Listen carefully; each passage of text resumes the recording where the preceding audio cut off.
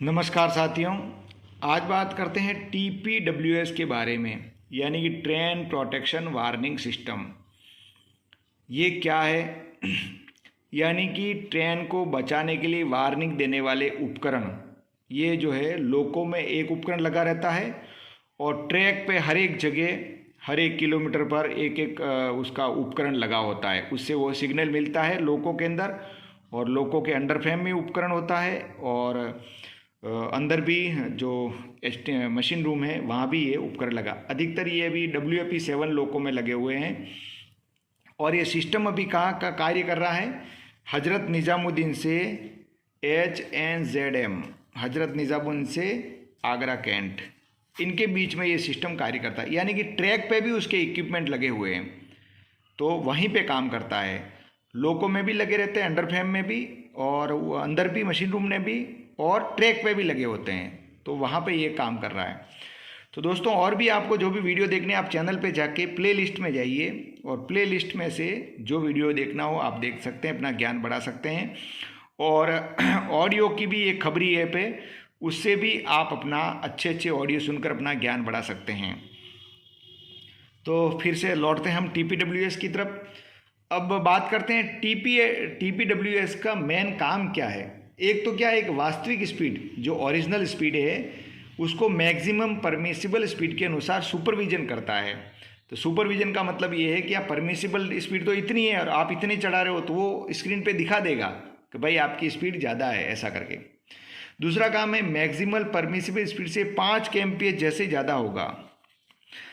जैसे permissible speed यहाँ पे 110 kmph की, तो इससे 5 kmph ज़्यादा हुआ, यानी कि 115 अगर आपकी हो गई, तो यहाँ पे सर्विस ब्रेक लगा देगा। सर्विस ब्रेक का मतलब है थोड़ा ब्रेक लगा के गाड़ी को कम कर देगा।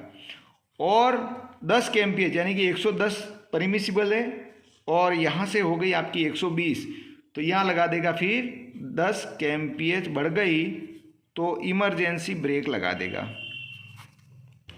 ठीक है, तो इमरजेंसी ब्रेक लगा देगा तो ऑटोमेटिक गाड़ी की स्पीड कम हो जाएगी। वो ऑटोमेटिक लगाता है, ऐसा सिस्टम है इसमें।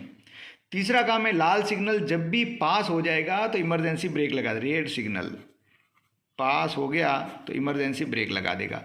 अब आप सोचोगे साहब ये रेड सिग्नल पार कर देगा। हाँ जी, ये रेड सिग्नल से पहले गाड़ी को रोकने वाला सिस्टम नहीं है, ये वार्निंग सिस्टम है, ध्यान रखना। इसलिए रेड सिग्नल को पार होते ही गाड़ी में इमरजेंसी ब्रेक लगा देगा। लेकिन रेड सिग्नल आने पर पहले भी कुछ करेगा, वो भी आप सुन लीजिए। रिवर्सर आपका न्यूट्रल पड़ा हुआ है, ऐसे आपने गाड़ी खड़ी कर दी, जैसे लोको ब्रेक लगाना भूल गए, रिवर्सर न्यूट्रल है, या रिवर्सर किसी दिशा में और उसके विपरीत दिशा में गाड़ी मूवमेंट हो जाती है, यानी कि रोल डाउन जिसको बोलते हैं। रोल डाउन आगे भी हो सकती है, पीछे भी हो सकती है। तो रोल डाउन जैसे होगा, 2 मीटर गाड़ी चलेगी अगर 2 मीटर, तो फिर गाड़ी में सर्विस ब्रेक लगा देगा, यानी कि थोड़ा ब्रेक लगा के गाड़ी को रोक देगा, उसके बाद वापस ब्रेक को रिलीज कर देगा।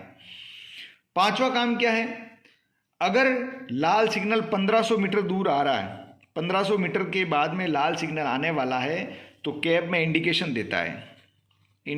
देता है।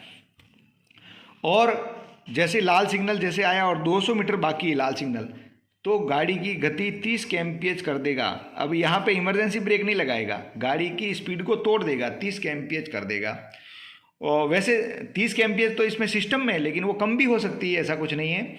और 30 kmph तक कम करके फिर ब्रेक को वापस रिलीज कर देगा, यानी कि सिग्नल पार होने का खतरा बना ही रहेगा, ध्यान रखें। इसलिए गाड़ी में ब्रेक तो लगाएगा, लेकिन 30 kmph तक ही करेगा, उसके बाद ब्रेक रिलीज कर देगा। छठा काम है परमानेंट इंजीनियरिंग, जो गति प्रतिबंध है जो पहले से सॉफ्टवेयर में डाले हुए परमानेंट हैं, टेम्परेरी नहीं, परमानेंट जो सॉफ्टवेयर में डाल दिए गए हैं, उनको भी वो पहले से इंडिकेट करता है कि वहाँ पे ये गति प्रतिबंध आया हुआ है। अब ये इतने सारे काम हैं। अगर ये TPWS कभी अपने लोको में कुछ काम नहीं कर रहा है तो इसको आइसोलेट भी कर सकते हैं। आइसोलेट करने का तरीका बता रहे हैं आपको। और जैसे ये सेक्शन के अलावा, हजरत निज़ामुद्दीन से आगरा कैंट के अलावा किसी सेक्शन में है, तो उसको हम आइसोलेट करके चलाते हैं। तो बात करते हैं कि अन्य सेक्शनों में इसको आइसोलेट कैसे करना है, क्योंकि अगर इसको आइसोलेट नहीं किया तो फेलियर पैदा हो जाएगा, गाड़ी चलेगी नहीं। ठीक है, तो आइसोलेट करने का तरीका देखिए। मैं चित्र के साथ बनाने की कोशिश करता हूँ। आइसोलेट करने का तरीका, यहाँ पे एक ईवीसी रैक बना हुआ है, ये है ईवीसी रैक। कहाँ पे लगा हुआ है? मशीन नंबर 1 में, HB1 के पास। तो ये ईवीसी रैक है, ये लिखा है ईवीसी, है ना। यहाँ पे क्या है, एक मेंस MCB लगी हुई है, इसको ऑफ करना है अपने को, ये मेन MCB है। दूसरा बैटरी का कंट्रोल स्विच यहाँ पे लगा हुआ है, इसको भी ऑफ करना है। और तीसरा आइसोलेशन स्विच लगा हुआ है, किसका आइसोलेट? TPWS का आइसोलेशन स्विच है, इसको ऑन करना है, यानी कि इसको आइसोलेट करना है। जो TPWS सिस्टम है इसको आइसोलेट करना है, इसलिए ये ऑन होना चाहिए और ये दोनों ऑफ होना चाहिए, ऑन होना चाहिए। उसके बाद में दोनों कैब में A9 के नीचे ये एक कॉक होता है, FTIL कॉक बोलते हैं उसको। तो इस कॉक को जो है बंद रखना है अपने को। ये अगर इस पाइप के समानांतर है तो वो खुला रहेगा, और ऐसे क्रॉस में तो ये बंद हो जाएगा। अगर ये बंद नहीं हुआ तो फिर से फेलियर पैदा हो जाएगा। इसके लिए इस बात को ध्यान रखें, BP प्रेशर नहीं बनेगा। अगर ये कॉक बंद नहीं किया हमने तो BP प्रेशर नहीं बनेगा। तो BP प्रेशर नहीं बनेगा तो फिर काम ही नहीं होगा अपने पास में। और ये जो EVC रैक देखा, वहाँ बैटरी का स्विच ऑफ नहीं किया तो 10 kmph से गति बढ़ेगी नहीं, और traction not allowed with loco brake, ऐसा मैसेज आ जाएगा। इसलिए हमेशा ध्यान रखें, नॉन TPWS में जब भी काम कर रहे हैं तो 4 चीज़ों को देखना है।